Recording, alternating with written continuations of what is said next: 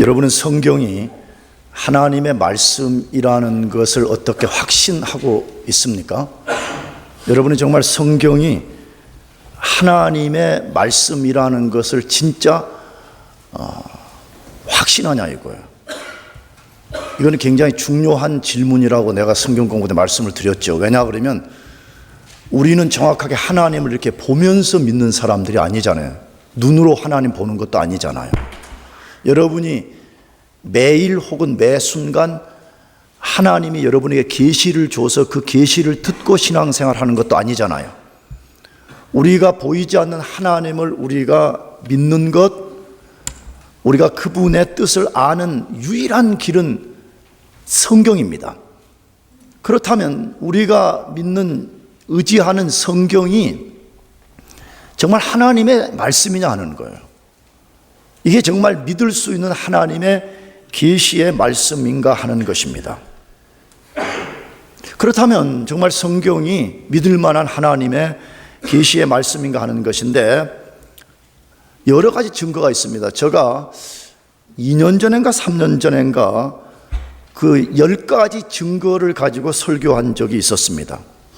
하나님 말씀이, 성경이 하나님의 말씀이요 계시라는 여러 가지 증거가 있습니다.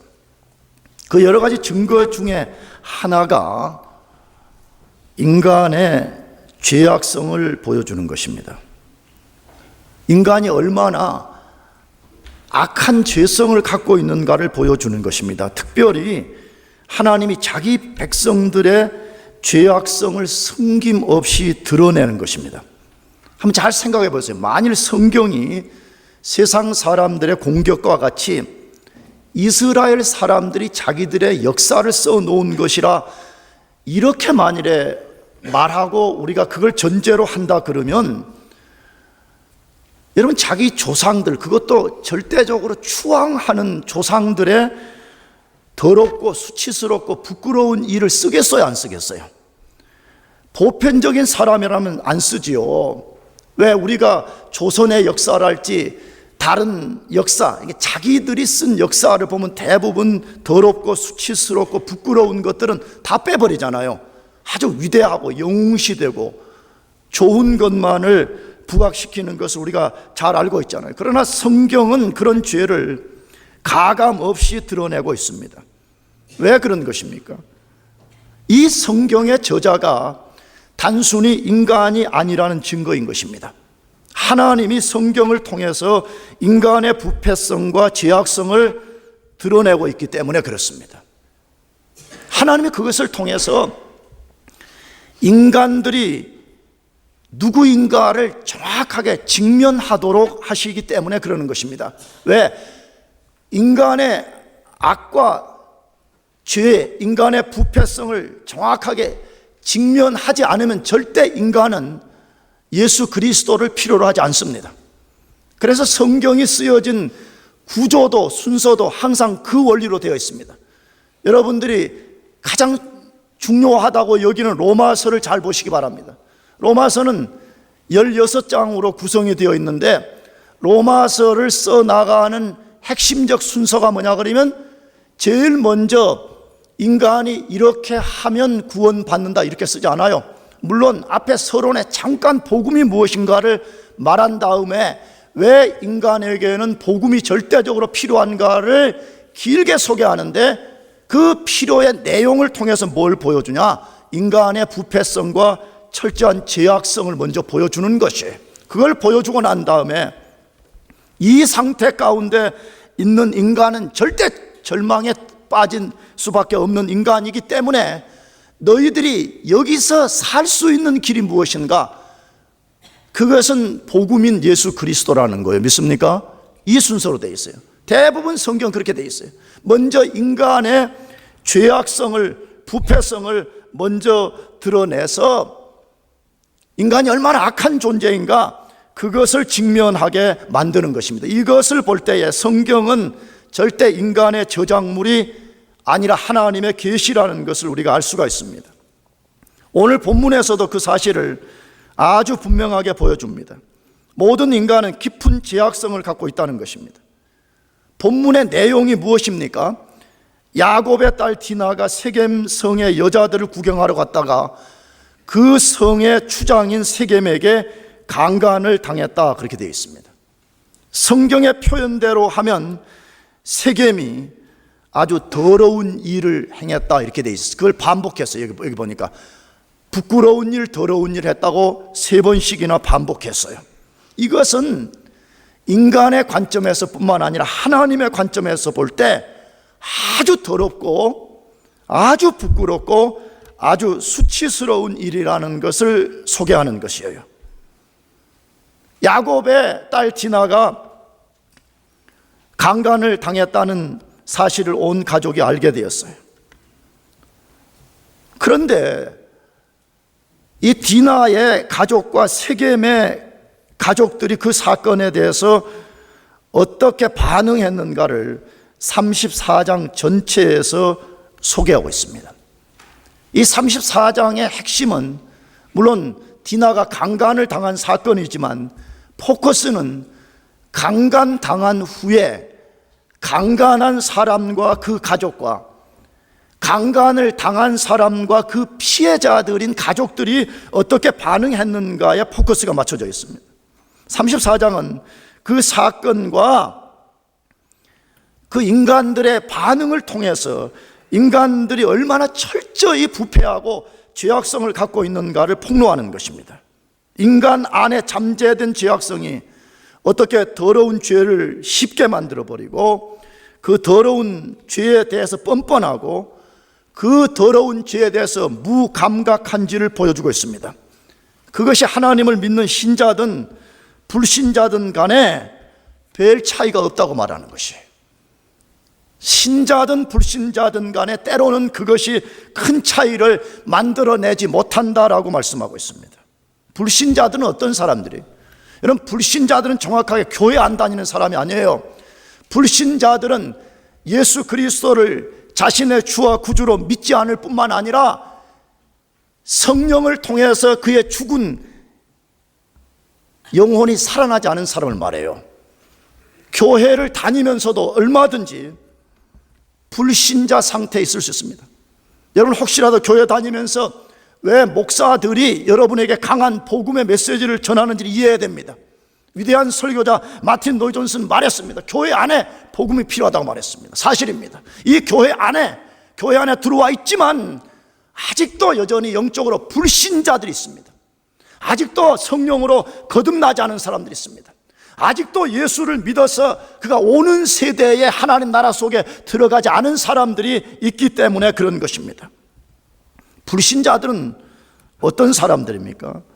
인간의 타락한 옛본성과 죄의 욕망만을 갖고 있기 때문에 근본적으로 죄를 이길 수 있는 능력이 없습니다. 만약 이런 메시지를 들으면 여러분 속에 막 질문이 있어요. 아니, 그러면 세상 사람들은 뭐냐라고 말할 거예요.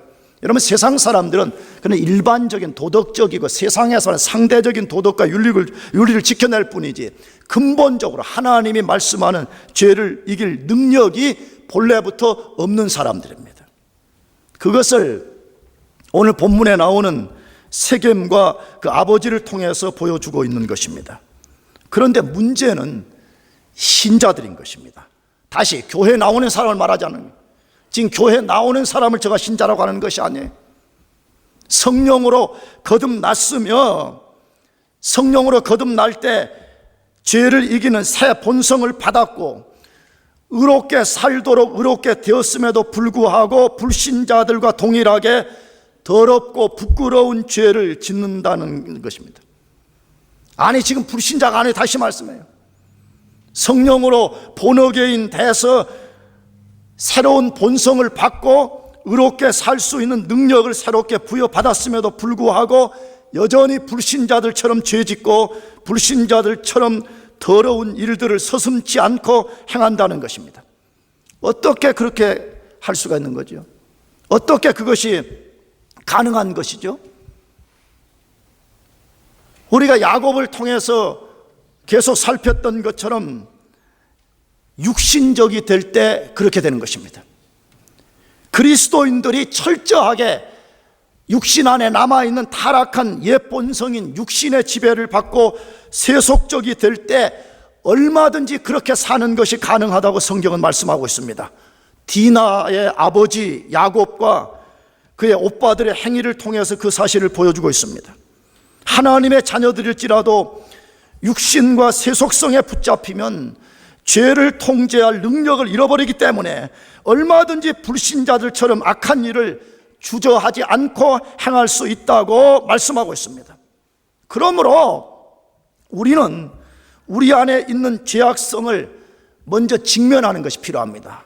다시 말하면 죄를 만들어내는 이 속에 악성이, 악한 것이 들어있는데 그것이 무엇인가를 우리가 똑똑히 보는 것이 필요하다는 거죠. 그것을 볼 때만이 아까 말씀드린 대로 우리가 죄에 대해서 피할 마음이 생기고 우리가 죄와 싸울 마음이 생기는 것입니다. 이것을 직면하지 않으면 그리스도인들이 얼마든지 디나의 아버지 야곱처럼 반응할 수 있고 나가서 디나의 오빠들처럼 반응할 수 있다고 성경이 말씀하고 있습니다.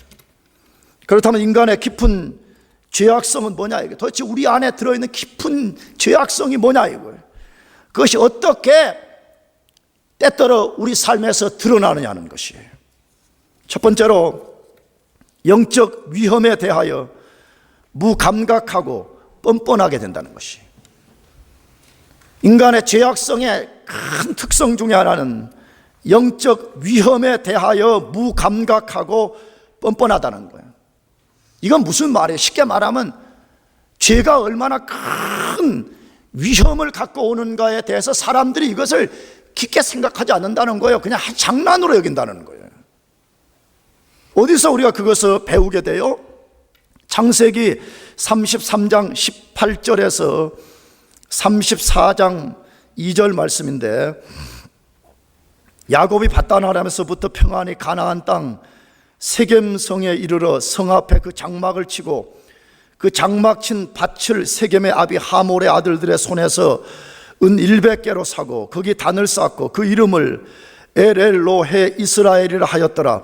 레아가 야곱에게 낳은 딸 디나가 그 땅 여자를 보러 갔더니 휘 족속 중 하몰의 아들 그 땅 추장 세겜이 그를 보고 끌어들여 강간하여 욕되게 하고라고 되어 있습니다. 이 말씀은 지금 뭘 보여줘요? 디나가 어떻게 강간을 당하게 되었는가에 대한 배경을 소개하고 있습니다. 그런데 우리가 주목할 것이 그 일이 디나의 잘못이었다고 말씀하지 않고 있다는 거예요. 물론 우리가 디나의 잘못을 굳이 찾으라면 찾을 수도 있습니다. 왜냐 그러면 주의하지 않고 그 10대에 호기심 가지고 위험한 지역 안으로 막 저벅저벅 걸어 들어갔다. 그거 디나의 잘못이죠. 분명히 뭐 잘 모르죠. 우리는 성경 언급이 없지만 부모가 말했을 수도 있죠. 야, 이 세겜성의 남자들은 굉장히 늑대들이니까 조심해야 된다 라고 말했는지 모르죠. 근데 귀담아 듣지 않은지 모르죠. 어쩌면 갈라 그럴 때 추론이야. 이건 다 야곱이나 그의 엄마가 야 가지 말아라 위험하다 그랬는지 모르겠어요. 그러나 10대들의 그 독특성 괜찮아요. 간섭하지 말아요. 내가 알아서 할 거예요. 그랬는지 모르죠. 그러나 성경은 이 사건의 주된 책임이 다른 사람들에게 있다고 강조하고 있습니다. 누굽니까? 먼저는 디나를 직접 강간한 세겜입니다. 세겜성의 그 추장의 이름이 세겜이에요. 세겜이 직접적 책임이 있다라고 말해요. 당연하죠. 그의 죄악성과 책임은 아무리 강조해도 지나치지 않습니다. 그러나 성경은 그 모든 사건의 주도적인 책임이 야곱에게 있다고 말씀하고 있습니다. 어디서 그 사실을 발견할 수 있습니까? 디나가 세겜성의 여자들을 보러 가기 전에 야곱과 그 가족들이 어떻게 세겜성까지 왔는지를 먼저 배경은 소개하고 있습니다. 여러분 이것에 주목할 필요가 있어요. 지난주에 제가 말씀을 드렸죠. 야곱은 원래 베델로 갔어야 된다는 거예요. 그런데 야곱이 하나님 말씀에 불순종해서 그가 먼저 어디가 살았다 그랬죠? 숫곳에 가서, 숫곳이라는 지역에 가서 자기 집 짓고 자기 짐승들 위해서 우리간 짓고 살았다라고 그렇게 되어 있어요.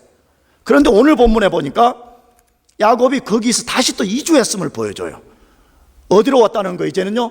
세겜성 가까이 왔다는 거예요. 그래서 보니까 세겜성이 큰 넓은 지역이라고 생각해요. 세겜성 속에 있다 그래도 틀린 말이 아니에요. 여기 본문에 세겜성 앞이라 그랬는데 세겜성 앞에 장막을 쳤고 심지어 땅을 샀으며 그곳에서 단을 쌓고 그 하나님의 이름을 엘엘로헤 이스라엘이라 불렀다, 그렇게 소개되어 있습니다. 여러분, 이 성경 그냥 우리가 후루룩 읽으면 야곱이 되게 잘한 것처럼 보여집니다. 왜? 단 쌓고 하나님 이름도 불렀고 그 땅 사고 그렇게 했으니까 굉장히 잘한 것처럼 보여집니다. 굉장히 경건한 것처럼 보여집니다.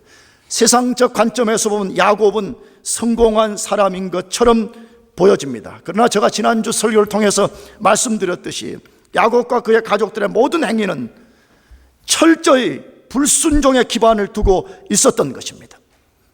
베델로 가거라, 숫곳으로 가버렸습니다. 다시 베델로 돌아가라는 하나님의 어떤 양심의 호소를 들었을 것입니다. 그럼에도 불구하고 그는 숫곳을 가지 않고 세겜으로 갔던 것입니다. 그들은 이제 숫곳이 아니라 세겜에서 완전히 정착하기로 결정하고 땅도 사고, 나는 이렇게 읽어져요. 일종의 이사 예배까지 드린 거예요. 대부분 요즘 그러잖아요. 자기가 어떻게 돈 벌고 어떻게 성공의 자리에 이르는지 상관없이 자기가 다 이루었다라고 생각하면 목사 불러다가 예배 드려주세요, 꼭 그렇게 읽혀지는 거예요.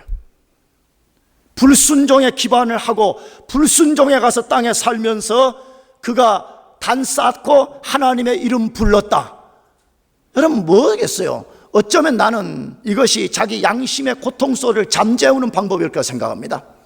왜? 불순종한 것 너무 괴로운 거예요. 그러니까 하나님, 내가 비록 베델로 가지는 못했지만 내가 이거 세겜에 내가 여기서 삽니다. 그래, 나는 하나님 인정합니다. 그러니까 내가 지금 땅도 사고 여기에 내가 돌단 쌓고 내가 제사 드립니다. 하나님 받으시옵소서. 그렇게 한 것이죠. 야곱은 모든 것이 완전하게 성공에 이르렀다라고 생각했는지 모릅니다. 그러나 어느 날 디나가 세겜의 여자들을 보러 갔다가 강간을 당한 것입니다. 그렇다면 성경은 이 책임이 왜 야곱에게 있다고 말하는 것이? 강간을 한 세겜과 주의하지 않은 디나에게 책임을 물어도 되잖아요. 그런데 왜 성경은 그 책임이 야곱에게 있다라고 말하는 것이에요? 위험이 도사리는 곳을 야곱 스스로가 찾아갔고 그 위험에 대해서 전혀 경계하지 않았기 때문이라고 말하는 것이에요. 이때 디나의 나이가 17살로 추정을 합니다. 17살이면 미성년자입니다. 그것도 연약한 딸이 위험이 도사리는 세겜의 여자들을 보러 가는데 다른 가족들은 다 차지하고라도 말이에요. 그 어머니 레아 혹은 양치러 간 오빠들은 차지하고라도 야곱이 위험을 경고해서 안 된다고. 왜? 지금 창세기는 혹은 모세오경은 이게 성경 하나로 이해해요. 유대인들은. 왜? 카나프라는 읽는데 모세오경을, 이 카나프는 우리가 볼 때는 이게 한 권 한 권으로 독립되어 있지만 모세오경은 이걸 한 권의 책으로 이해하는 거거든요. 그러므로 긴 모세오경 이야기를 통해서 이스라엘 백성은 뭐 보여주려고 그래요? 하나님 없는 가나안 족속들이 얼마나 부도덕하고 얼마나 위험한 존재인가를 지금 계속 반복해서 말하는 거예요. 그렇다면 야곱도 그것을 알아차렸어야지. 왜? 하나님이 야곱 결혼하고 혹은 에서, 자기 형 에서 결혼하고 할 때 가나안 족속들, 이방 족속들과 결혼하는 것에 대해서 부모들이 근심했다고 말하고 카나프인 모세오경에서 반복적으로 위험하다고 말하는 거예요. 그 땅 사람들은 위험하다, 그렇게 말하는 것이죠. 그러면 야곱이 그것을 딱 기억하고 있다가 자기 딸이 세겜성의 여자들 구경하러 간다고 했을 때 단호하게 말했어요. 안 된다. 아니면 같이 가자. 내가 따라가 주겠다.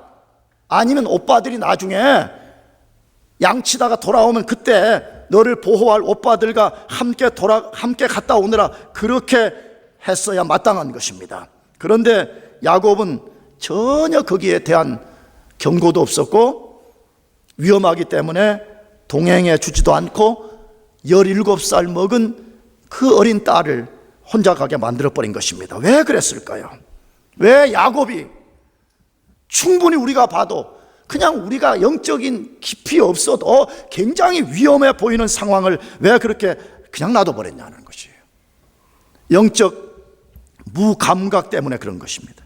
하나님의 말씀에 대해서 정면으로 불순종했기 때문에 그가 영적으로 무감각해진 것입니다. 여러분도 우리 경험을 우리가 부정하지 못할 것입니다. 하나님의 명백한 말씀을 계속해서 불순종하게 되면 찾아오는 특성은 그 사람이 영적으로 무감각해져서 육신적이고 철저히 세속적이 된다는 것이에요. 그래서 영적인 위험에 대해서 완전히 무감각하게 되는 것입니다. 그건 뭐 그 정도 다 사람 뭐 다 그 정도 위험은 감수하고 사는 거 아니냐? 그 정도를 갖고 뭘 그래? 그 정도 한다고 우리 집안에 무슨 문제가 생기겠어? 라고 생각하는 것입니다. 이것이 영적으로 무감각해질 때 오는 위험이라고 성경이 반복적으로 말씀해. 어디에서부터? 최초의 인간을 소개하는 아담과 하와가 그랬습니다. 분명히 하나님이 선악을 알게 하는 나무 열매를 따먹으면 정령 죽으리라. 너 반드시 죽는다 그랬어요. 마귀가 와가지고 유혹을 하거나 유혹을 딱 받아들이고 나니까 그 속이 갑자기 육신과 세속종으로 돌변한 거죠. 그러니까 무슨 생각이 드냐? 그래 그거 선악 하나 따먹는다고 그거 진짜 죽겠어? 아니 하나님이 이렇게 많은 이 에덴 동산 안에 과일을 심어놨는데 내가 선악 하나 그거 따먹는다고 내가 죽겠어? 그 정도는 괜찮을 거야. 만약에 따먹다가 혹시 하면 내가 이 손에 가시 같은 거 있으면 좀 긁힐지 몰라도 설령 내가 죽겠어? 라고 생각하고 따먹은 것이. 야곱도 그런 것입니다. 왜 하나님이 베들로 가라 그랬음에도 불구하고 자기 스스로 위험이 도사리는 세겜성에 찾아와서 거기 와서 정착하고 살았는가 하는 것입니다. 그리 생각하는 거예요. 뭐 그 정도 한다고 뭐 그렇게 큰 인생의 위험이 찾아오겠어? 다시 말하면 죄가 얼마나 심각한 결과를 가져오는지를 똑똑히 보지 못한 것입니다. 여러분, 그것이 바로 죄의 악성이 만들어내는 것이에요. 죄의 악성이 인간을 속이는 것이에요. 얼마든지 선악과에 손을 대라. 얼마든지 세겜성 한복판에 들어가서 살아라. 얼마든지 너 하고 싶은 대로 하고 살아라. 그래도 아무 문제 없는 것이다 라고 말하는 것이 죄악성이 우리를 속이는 것입니다. 여러분, 죄악성은 아주 교묘함을 갖고 있는데 죄악성에 사로잡혀서 사람이 육신적이고 세속적이 되면 누구를 막론하고 자기 자신뿐만 아니라 자신이 보호하고 사랑해야 될 대상들을 위험 속으로 집어넣는다는 거예요. 왜 그렇다고요? 위험하지 않다고 여긴다고. 누가 그랬어요? 이스라엘의 가장 추앙하는 조상인 아브라함이 그랬잖아요. 하나님 분명히 내 말에 순종해라. 너 이 약속의 땅에 머물러라 그랬는데 아브라함이 흉년 혹은 기타 등등의 위험적 생각에 사로잡혀가지고 애굽에 내려가가지고 자기 자신도 목숨을 잃게 되는 위기에 빠졌고 자기 부인 사라를 애굽 왕에게 빼앗길 위험에 빠졌잖아요. 그의 아들 이삭도 똑같이 그랬잖아요. 그랄이라는 곳에 가서 그 하나님의 말씀에 순종하고 하나님만 의지했다면 얼마든지 그 위기를 극복했음에도 불구하고 또 거기 가서 거짓말하다가 자기 자신도 위기에 빠지고 자기 부인 리브가도 그랄 왕에게 빼앗길 위기에 빠졌음을 성경이 말씀하고 있잖아요. 오늘 야곱의 이런 세속적 판단, 세속적 원리에 따라서 그가 삶을 이동하게 될 때 얻게 되는 결과가 뭐라고요? 그의 딸이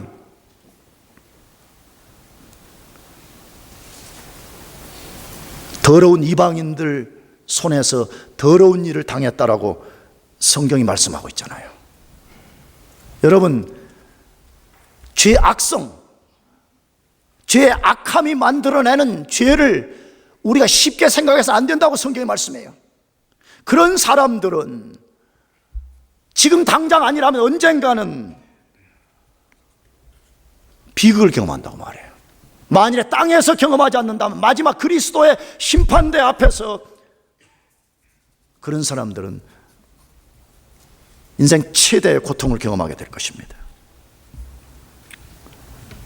두 번째로, 인간의 깊은 죄악성이 무엇이며 그것이 어떻게 드러난다고 말해요. 죄 짓는 일에 대하여 무감각하고 뻔뻔해진다고 말해요.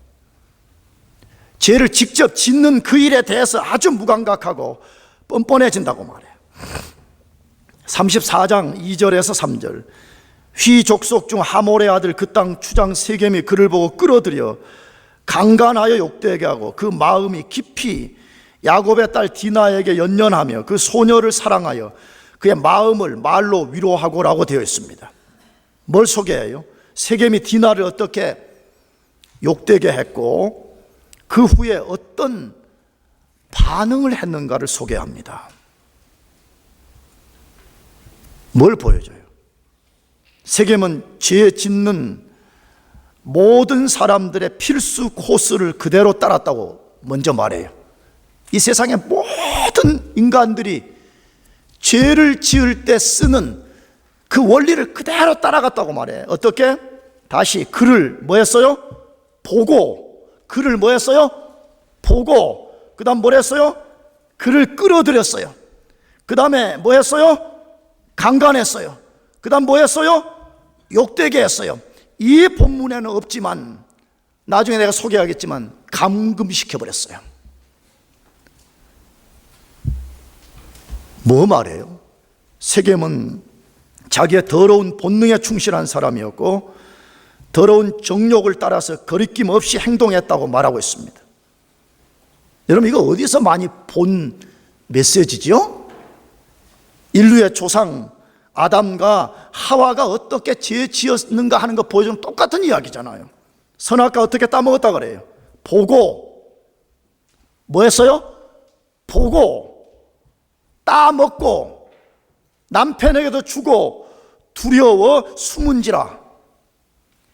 세겜의 행위는 인간의 조상들의 것과 동일한 패턴을 갖고 있다고 말합니다. 요즘 우리가 새벽에 읽는 여호수아서에 아간이 어떻게 죄지었다고 말해요. 분명히 여리고 성의 진귀한 보물들, 물건들 하나도 손에 넣으면 안 된다고 말씀했음에도 불구하고 여리고 성의 진귀한 것들을 뭐 했다 그랬죠? 보고 탐내며 취하며 감추었다. 다 패턴이 똑같습니다. 보고 탐내고 취하고 감추었다. 보고 따먹고 남편에게 주고 두려워 숨은지라.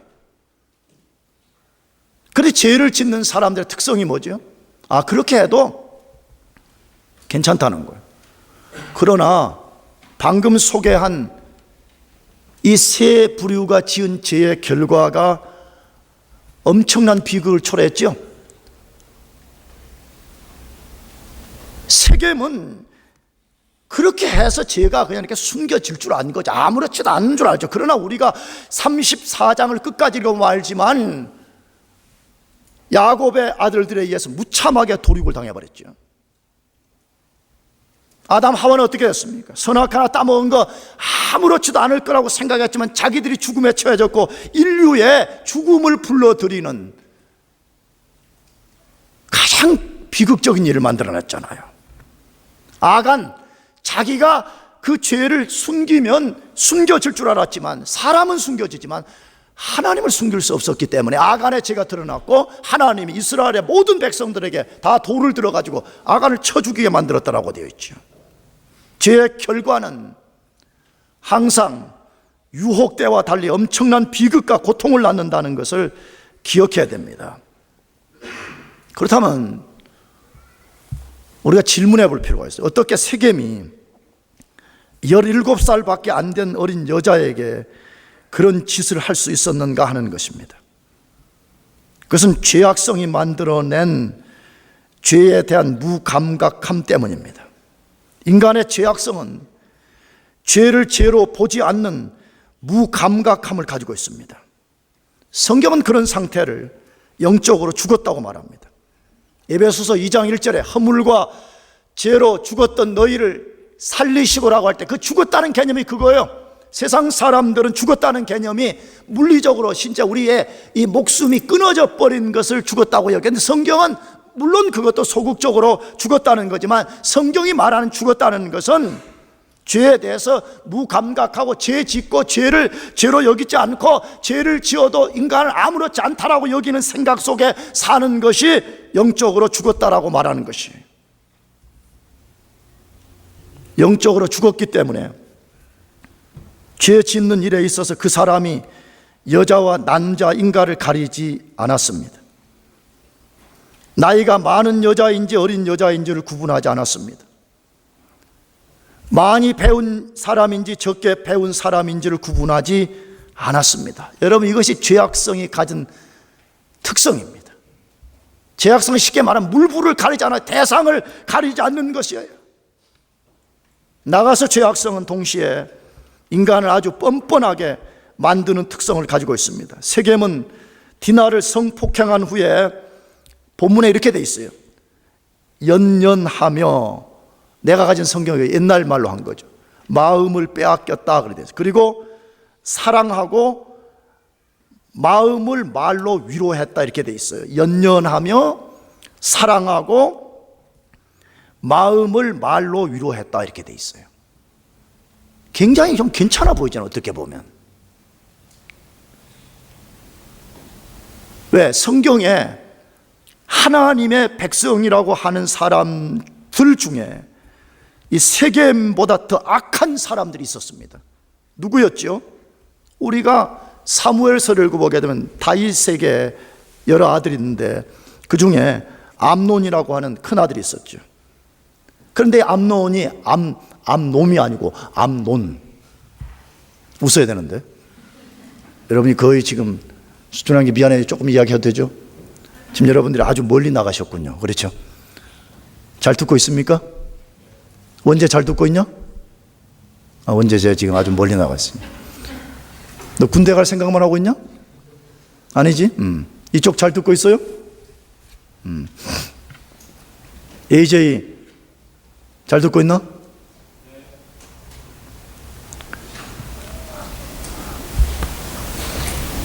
다윗의 아들 암논이 있었는데 이 암논이 자기의 이복 누이, 그러니까 배 다른 엄마에게 태어난 누이 다마를 엄청나게 좋아했다고 그렇게 돼 있어요. 잘못된 사랑이죠. 근데 하여튼 상사병이 걸려버렸어요. 정말 그렇게 돼 있어요. 거기 상사병이라는 단어를 쓰지 않았지만 그 스토리는 상사병에 걸렸어요. 그래서 어느 날 여러 꾀를 내가지고 다마를 자기 집으로 끌어들여가지고 성폭행을 했어요. 성폭행 후에 암논이 다마를 쫓아내버리고 아니 버려버렸다고 했어요. 쫓아내고 문을 걸어 잠궈서 그 다말이 자기 집으로 들어오지 못하게 만들었다고 했어요. 여러분, 그런데 그 암논의 행위와 오늘 이 세겜 둘을 비교해 보면 세겜이 그나마 하나님의 백성이라고 하는 암논보다 훨씬 나은 것 같아요. 그렇죠? 왜? 성폭행을 지금 정당하게 하는 말이 아니고 성폭행 후에 그나마 암논처럼 버리지 않고 계속해서 마음을 그에게 주고 사랑한다고 말하고 그를 위로했다고 했으니까 훨씬 나아 보이는 것은 사실입니다. 그러나 하나님의 관점에서 볼 때 세겜의 사랑은 올바른 사랑이 아니었습니다. 진짜 사랑했다면 순서를 바꾸고 올바른 절차를 따랐으며 결혼 안에서 성을 바르게 사용했어야 하는 것입니다. 다시 말하면 하나님이 모든 인생을 창조하셨을 때의 그 순서와 방식을 따랐어야 되는 것입니다. 물론 이스라엘 백성과 가나안 족속과 결혼할 수 없는 문제도 당연히 해결해야 됩니다. 이것이 되지 않는 상황에서 이런 일을 만들어낸 후에 무슨 연연하고 사랑의 고백을 하고 말로 마음을 위로하는 것은 사람의 관점에서는 옳은지 몰라도 하나님의 관점에서는 보면 여전히 죄악이라고 말하는 것이, 성경 분명히 말해요. 결혼 세미나 때도 말씀드렸죠. 하나님이 아담과 하와를 창조한 이후에 뭐라고 말씀했죠? 아담이 먼저 부모를 떠나고 그 둘이 한 몸이 되었다 그래 돼 있죠. 먼저 성관계 갖고 나서 결혼했다 이렇게 되지 않고, 그 떠났다는 말이 결혼을 지칭하는 단어인데 물론 다른 것도 있다 그랬잖아요. 먼저 부모 떠나서 셀레브레이션 갖고 그 다음에 두 사람이 한 몸이 되었다 그렇게 말하죠. 오늘 이 거짓된 세상은 뭐라고 말하는 거죠?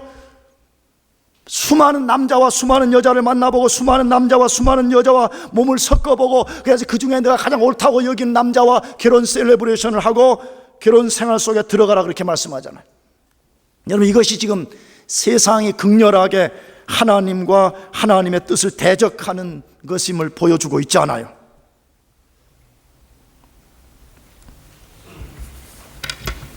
나가서 디나를 향한 세겜의 행위가 철저히 죄의 뻔뻔함에서 온 것임을 보여주는 성경 구절이 있습니다. 그것이 창세기 34장 25절 26절인데, 제3일에 미쳐 그들이 고통할 때에 야곱의 두 아들 디나의 오라비 시므온과 레이가 각기 칼을 가지고 가서 부지 중에 성을 엄습하여 그 모든 남자를 죽이고 칼로 하몰과 그 아들 세겜을 죽이고 디나를 세겜의 집에서 데려오고라고 되어 있습니다. 제가 앞에서 잠깐 언급했지만 뭐 했다는 거예요?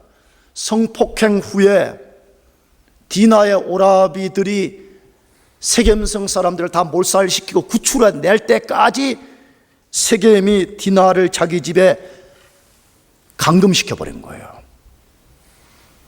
여러분, 이것을 사랑이라고 말할 수 있겠습니까? 여러분, 이것이 옳은 방법이라고 말할 수 있겠습니까? 아무리 현재 이 세상의 가치관을 갖고 본다 그래도 이것이 진정한 옳은 일이며 이것이 진정한 사랑인 것입니다. 어떻게 이렇게 한 인간이 이렇게 뻔뻔스러운 일을 할 수가 있는 것입니까? 인간 속에 있는 깊은 죄악성이 그것을 만들어내기 때문에 그런 것입니다. 그래서 성경은 말해요. 그 사람이 신자든 불신자든 인간의 깊은 죄악성에 사로잡히게 되면 심히 부끄러운 일을 하면서도 그것이 부끄럽다는 것을 모른다는 거예요. 그래서 로마서 1장 24절, 26절, 28절 세 절에서 소개하는데 제가 한번 읽어볼게요. 그러므로 하나님께서 저희를 마음의 정욕대로 더러움에 내어버려 두사, 어디에 내어버려 두사?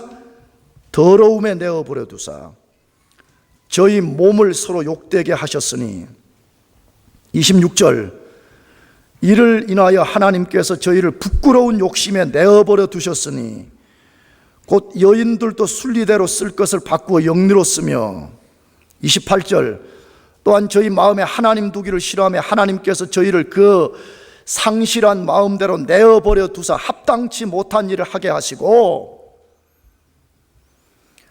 하나님을 반역하고 하나님 인정하지 않고 사는 사람들을 향한 하나님의 심판이 뭐라고요? 하나님께 내버려 뒀다는 거예요. 여러분, 이것이 가장 큰 심판입니다.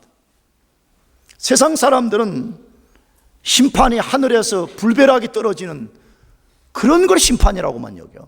성경은 아니라고 말해.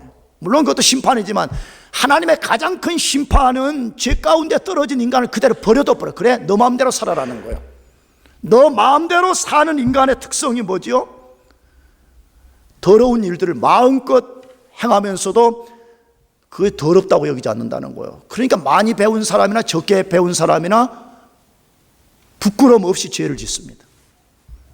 사회에서 높은 명예를 갖고 있는 사람이나 명예가 없는 사람이나 죄를 짓는 데 있어서 조금 더 부끄러워하지 않고 심지어 그 부끄러운 죄악을 자랑하면서 살고 있습니다.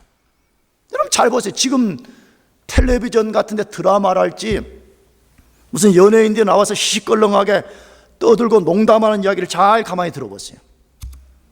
그게 제가 어렸을 때는 물론 그때도 그런 죄와 시시껄렁한 이야기가 있었지만 그런 것을 공개된 장소에서 말하는 것 자체를 굉장히 부끄럽게 여긴 시대였습니다. 그때도 그 죄가 있긴 있었어요. 그러나 사람들이 그래도 그나마 그런 것을 공개된 장소에서 말하는 것은 심히도 부끄러운 거로 여겼어요. 지금은 어떻게 하죠? 대단히 자랑스럽게 여깁니다. 계속 로마서 1장 말씀처럼 잘했다고 서로 칭찬해 주는 거. 아, 그래, 필름 끊어졌어? 정말 잘해, 또 끊어지자.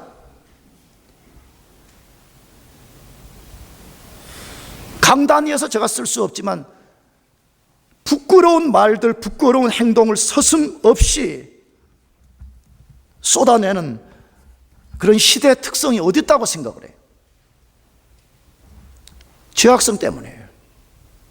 죄의 무감각함 때문에 그래요. 나가서 그것이 만들어낸 인간의 뻔뻔함 때문이라고 성경이 말씀하고 있어요. 그러므로 우리가 우리 내면 안에 있는 깊은 죄악성을 우리가 깊이 직면하는 것이 절대로 필요해요. 그것을 우리가 직면할 때만이 나는 절망이구나, 나는 의지할 것이 아무것도 없구나, 나는 이사야의 말처럼 넝마와 같은 존재구나, 난 더러워진 이 걸레 같은 존재구나, 이것을 알기 때문에 십자가에 달린 예수님을 바라보는 거예요. 그것을 직면한 사람만이, 하나님만이 나의 의가 된다는 것을 믿고 그 하나님을 붙잡게 되는 것이에요. 이걸 한 번도 직면한 적이 없으니까 그냥 교회 가면 뭐 찬송이 조금 좋았는가, 뭐 소그룹이 좀 좋았는가, 목사 설교가 오늘 나를 좀 만족시켰는가, 맨날 그러다가 조그만 삶의 위기가 오면 교회 버리고 자기 길을 가고 마는 것이에요.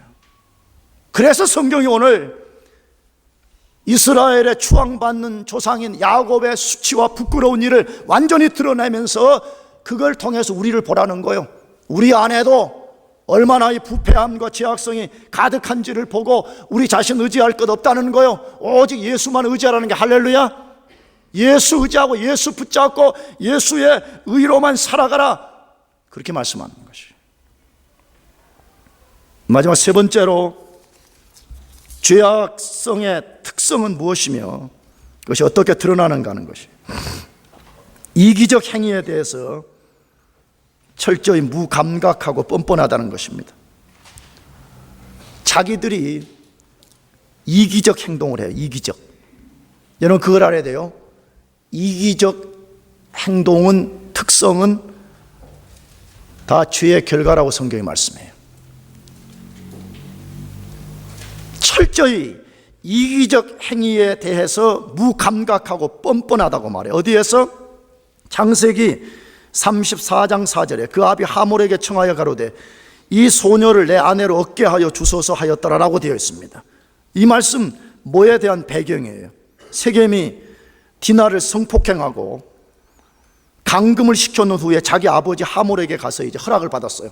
아버지, 내가 디나를 내 아내로 맞이하겠습니다. 그러니까 여기 축소되어 있지만 이제 뭐 서로 뭐 엄청난 이야기들을 했겠지요.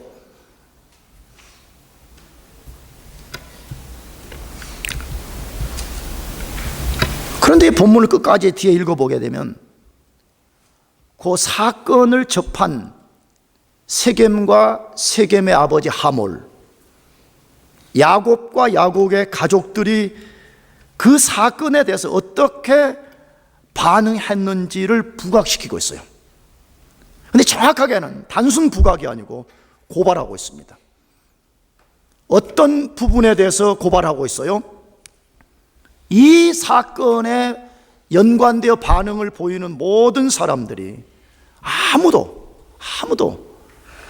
고통 속에 슬피 울고 있을 디나를 생각하는 사람들이 한 명도 없었다는 거예요. 전부 다가 자기들의 입장만을 생각하는 반응을 보였다는 것이에요. 첫 번째 반응을 보인 사람이 누구예요? 디나를 성폭행한 세겜의 반응입니다.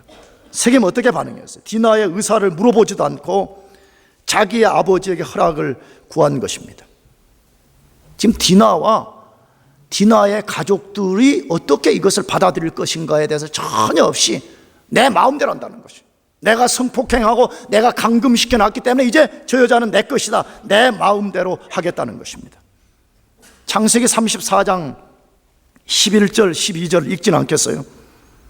세겜이 이제 야곱의 집에 찾아와서 디나를 자기에게 줄 것을 요구를 해요. 그런데 본문이 뭐라고 돼 있어요?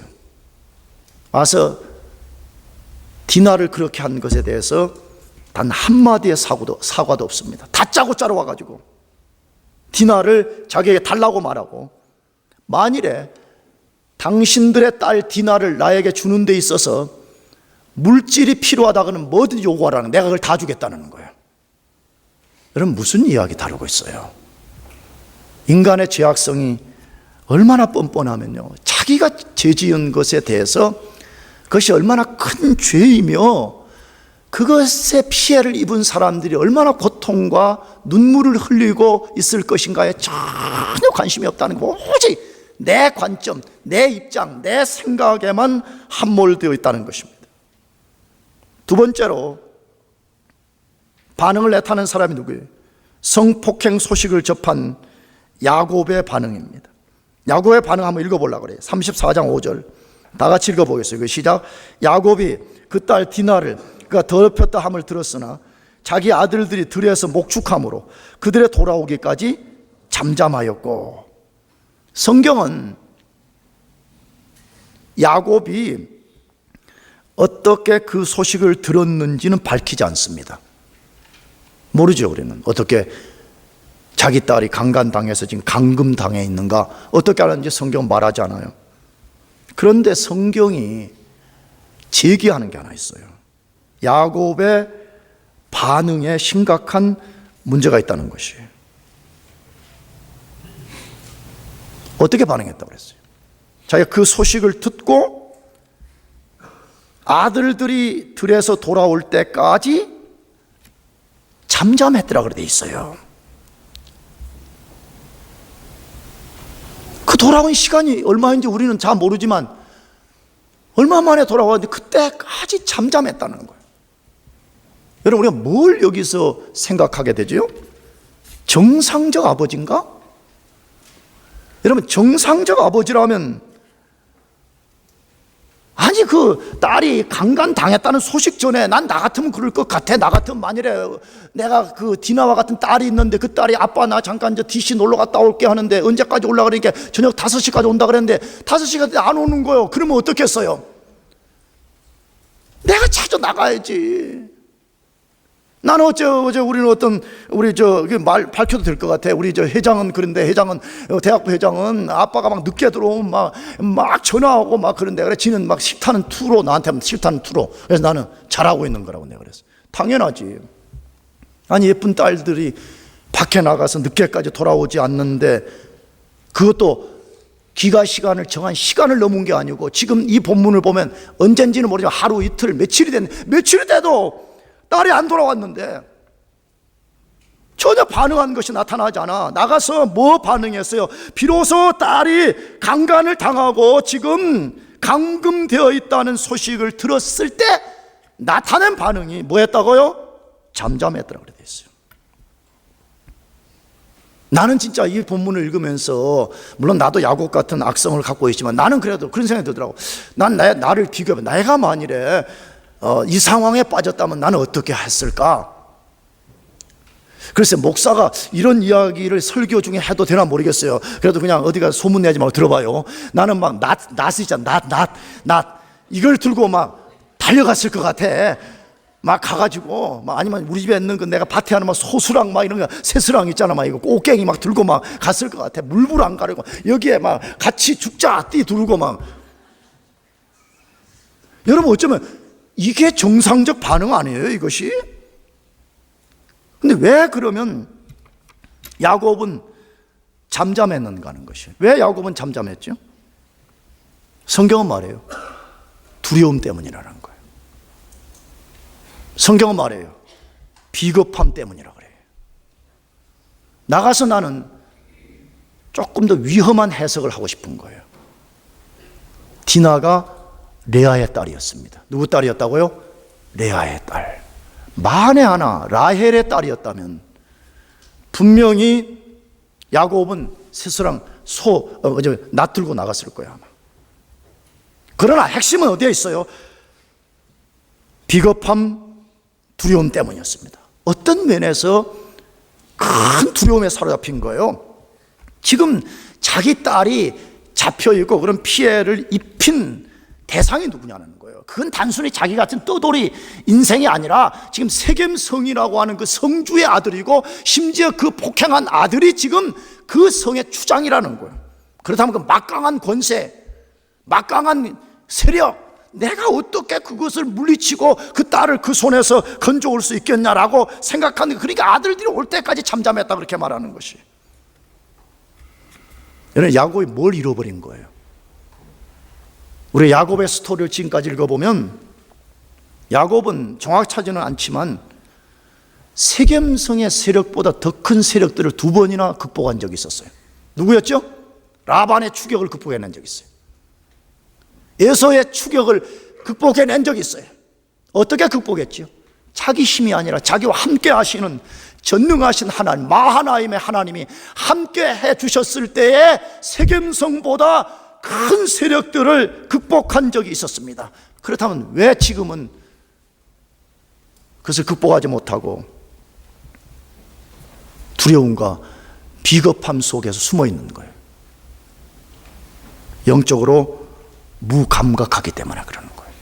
죄악성이 그걸 확 사로잡아가지고 영적으로 무감각해지니까 영적 작동이 마비돼 버린 거예요. 다시 말해, 위기가 찾아왔을 때 하나님을 바라봐야 되는 영적인 눈이 멀어져 버린 거예요. 작동이 안 된 것이에요. 여러분, 이것이 하나님의 사람이 죄악성에 사로잡힐 때 드러내는 반응이라고 말하는 것이에요. 세 번째, 성폭행범의 아비 하몰의 반응입니다. 성폭행범이죠, 정확하게. 그 성폭행범의 아버지인 하몰이 어떻게 반응했다 그래요? 하몰이 야곱 집을 찾아와서 디나를 자기 며느리로 달라고 하는 내용이 소개되어 있습니다. 그 아버지의 그 아들, 이런 용어처럼 그 아들의 그 아버지였습니다. 왜 그렇죠? 자기 아들이 저지른 일에 대한, 아들에 대한 책망이 없습니다. 여러분, 정상적 아버지라면 어떻게 해야 되죠? 자기 아들이 그 17살 먹은 어린 소녀를 성폭행한 것에 대해서 엄중하게 꾸짖어야 됩니다. 전혀 성경에 언급이 없습니다. 왜 그랬을까요? 첫째로는 다 자기 입장에서만 생각한 거예요. 왜? 지금 아들이 굉장히 그 디나를 사랑하고 좋아하고 이렇다고 자기가 들은 거예요. 그러니까 우리 아들이 좋아하는 그 여자를 얻게 해줘야지. 철저히 자기 입장에서 생각해요. 나가서 왜 그 아들을 꾸짖지 못한다고 말해요? 암시하는 구절이 창세기 34장 19절 하반절에, 거기 다 같이 읽어보겠습니다. 시작. 그는 그 아비 집에 가장 존귀함이로라, 이렇게 돼 있어요. 그는 그 아비 집에 가장 뭐한 자? 존귀한 자라 돼. 이거 세겜에 대한 이야기예요. 여러분, 아들이 여러 명 있는데, 물론 아들 여러 명에서 다 귀하기는 하지만 특별히 동서양을 막론하고 장남에 대한 애착이 강합니다. 나가서 그 장남이 그 아비 집에 가장 뭐한 자예요?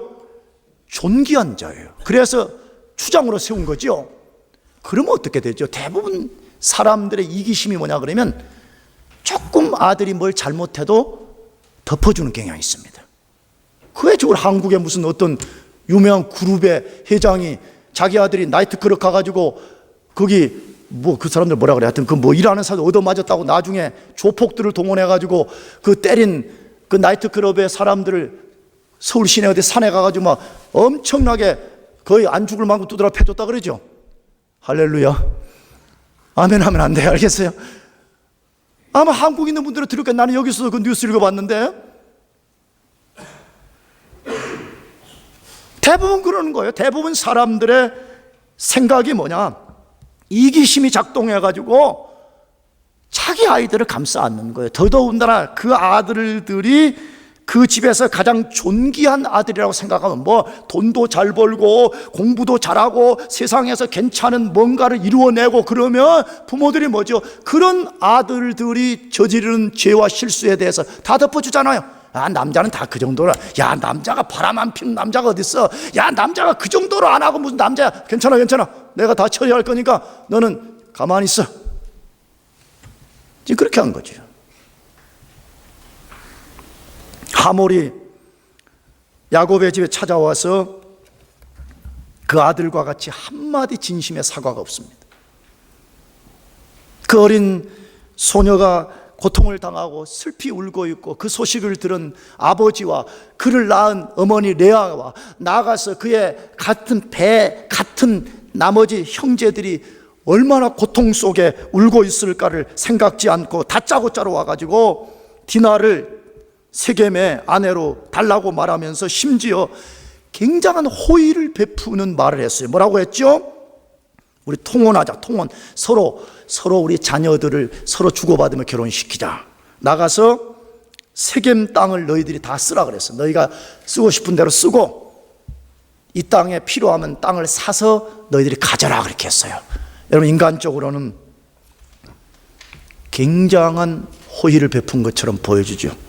사실은 세겜인의 입장에서는 굉장한 호의예요. 왜 그렇죠?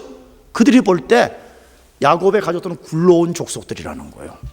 떠돌이 인생들이 와서 우리가 우리 땅 안에 이들을 맞이해 준다면 이거 얼마나 호의를 베푼 거냐. 그러니까 당신들 마음대로 가주시오 이렇게 말하는 거야. 그러나 성경은 그건 호의가 아니라고 말해요. 그것은 하나님을 모독하는 행위고 하나님을 정면으로 대적하는 행위라고 말해. 왜 그랬죠? 가나프 모세 오경에서는 하나님이 절대 가나안 여자들과 결혼하면 된다 안 된다 그랬어요. 된다 안 된다 그랬어요. 왜 대답이 없어? 된다 안 된대? 안 된다고 분명히 수백 번을 반복해서 말씀하지 않았어요. 통혼하자. 이제 다시 말하면 하나님이 세운 그런 뜻 필요 없다는 게 다 우리가 인간적으로 좋으면 다 그렇게 하자 이거 아니에요. 나가서 하나님은 그런 방법으로 가나안 땅을 주시겠다고 한 적이 없었어요. 나의 뜻을 무너뜨려버리고 이방 족속들과 통혼을 통해 가지고 너희가 원하는 땅을 손에 넣어라 그런 적이 한 번도 없었습니다. 하나님은 하나님의 방식으로 하나님의 때에 그 땅을 주겠다고 약속했습니다. 믿습니까? 그러면 그때까지 기다려야 되는 것입니다. 사랑을 가장한 죄입니다. 호의를 가장한 죄악성을 드러내고 있다고 성경이 우리들에게 말씀하고 있습니다. 그렇다면 어떻게 방금 언급한 이 세 부류의 사람들은 다 자기 입장만 고수하는 사람이 되었어요? 이기심 때문에 그렇습니다. 이 이기심은 죄악성에서 나오는 것입니다. 죄악성의 가장 큰 특성 중에 하나가 이기적인 것입니다. 모든 것을 자기 관점에서 보고 모든 것을 자기 관점에 의해서 행동하고 모든 것을 자기 관점에 의해서 말하는 것입니다. 사랑하는 교우 여러분, 오늘 제가 이 죄악성을 설교한 것은 여러분 기죽이기 위해서 그런 것 절대 아니에요. 우리 안에 죄악성의 깊은 것을 볼 때만이 우리 자신의 부도덕성과 연약함을 깨닫고 우리가 하나님을 의지할 수 있기 때문에 그래요. 하나님만이 우리의 의가 되시는 분이에요. 믿습니까? 예수님만이 우리가 꼭 붙잡고 가야 되는 유일한 분이라고 말씀해요. 그러므로 여러분 속에 있는 죄악성을 똑바로 보고 그것을 피하기도 하고 성령 안에서 그것을 이겨내기를 축복합니다. 기도하겠습니다. 같이 자리에서 일어나셔서 우리 같이